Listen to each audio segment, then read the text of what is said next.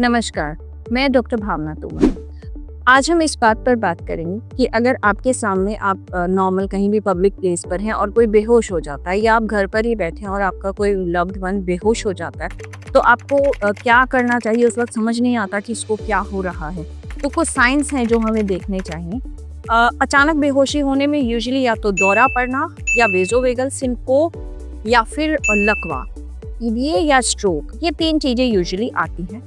या फिर चौथी चीज़ आती है कि कोई मेटाबॉलिक या सेप्टिक एन्केफेलोपैथी है, कोई डायबिटिक पेशेंट है वो अचानक से बेहोश हो जाते हैं शुगर कम की वजह से। हम सबसे पहले लेके चलते हैं सिनकोप। सिनकोप में कुछ सेकंड के लिए दिमाग का सर्कुलेशन कम हो जाता है। इसमें आदमी खड़े खड़े अचानक से गिर जाएगा, जैसे बच्चे असेंबली में यूजुअली बहुत देर तक धूप में खड़े होते हैं तब गिर जाते हैं, या कोई ऐसी बहुत शॉकिंग कंडीशन, आपने कोई ब्लड देख लिया या कोई एक्सीडेंट देख लिया तब सडनली खड़े खड़े बेहोश हो गए, ये सिनकोप होता है। इसमें जो भी पर्सन है वो सडनली कोलैप्स होगा, उसकी आंखें बंद हो जाएंगी, उसका शरीर ठंडा पसीने वाला हो जाएगा। उसके साथ साथ उसके शरीर में कुछ सेकंड के लिए अकड़ापन आ सकता है, वरना शरीर यूजुअली ढीला ही रहेगा। मुंह से कभी कभी झाग आ सकते हैं, ये बहुत ट्रांजिएंट होता है, मतलब कुछ छोटे समय के लिए होता है और इसमें धीरे धीरे से पर्सन की होश आना जल्दी ही स्टार्ट हो जाता है। इस टाइम पे आपको क्या करना है, ये ध्यान रखना है कि जब वो मरीज गिरा है तो उसे अचानक से उस पर्सन को आप खड़ा ना करें, क्योंकि उसके ब्रेन में सर्कुलेशन ऑलरेडी कम है। तो अगर ऐसा कोई भी सिचुएशन आए तो आपको उस पर्सन के पैर ऊपर करने हैं, जिससे कि उसका सर्कुलेशन उसके ब्रेन की तरफ बढ़े, उसका ब्लड उसके ब्रेन की तरफ जाए और वो जल्दी होश में आए। अमूमन हम देखते हैं कोई गिरा, अचानक से उसे उठाते हैं, पानी पिलाने की कोशिश करते हैं, वो फिर बेहोश हो जाता है। Don't ever do this.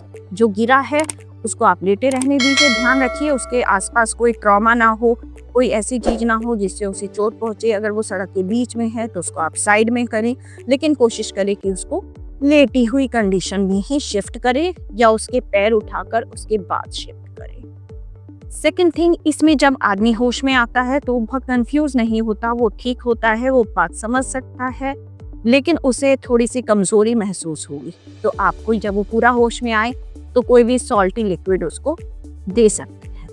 Second, दौरे में जैसे हमने पहले भी डिस्कस किया है, जब बेहोशी आती है तो यूजुअली शरीर में झटके आने स्टार्ट होते हैं, जीभ कट सकती है, खून निकल सकता है, झाग आ सकते हैं और उसके बाद ये थोड़ा सा इसका ड्यूरेशन लंबी होती है और इसके बाद शरीर ढीला होता है और जब मरीज होश में आता है तो उसको कुछ टाइम लगता है, 5 से 10 मिनट का ये होता है।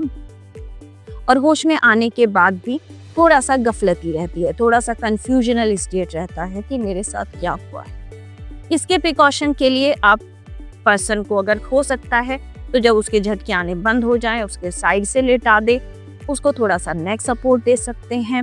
बहुत ज़्यादा एग्रेसिव मूवमेंट में आप मूवमेंट रोकने की कोशिश ना करें, जीभ पकड़ने की कोशिश ना करें, दांतों के बीच में उंगली या चम्मच देने की कोशिश ना करें।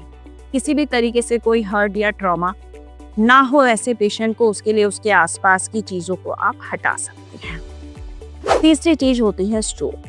पेशेंट अचानक से बेहोश हो गए हैं, झटका दौरा भी इसमें स्टार्टिंग में हो सकता है, या एक साइड में झटके लग सकते हैं या एक साइड में वीकनेस आ सकती है। इसके साथ साथ चेहरा भी टेढ़ा या बोली पे असर स्ट्रोक में मिलता है। अगर ऐसा कुछ भी है तो नियरेस्ट हॉस्पिटल में नियरेस्ट डॉक्टर को आपको एज अर्ली एज पॉसिबल दिखाना है। चौथी चीज आती है मेटाबॉलिक या सेप्टिक एन्केफेलोपैथी। उस दिन से फीवर चल रहा था और आप खड़े खड़े बेहोश हो जाते हैं या गफलती में आ जाते हैं, तो सबसे पहले अगर पर्सन डायबिटिक है ट्राई करें उनकी शुगर नापें।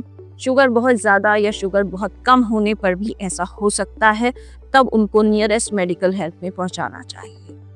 Thank you.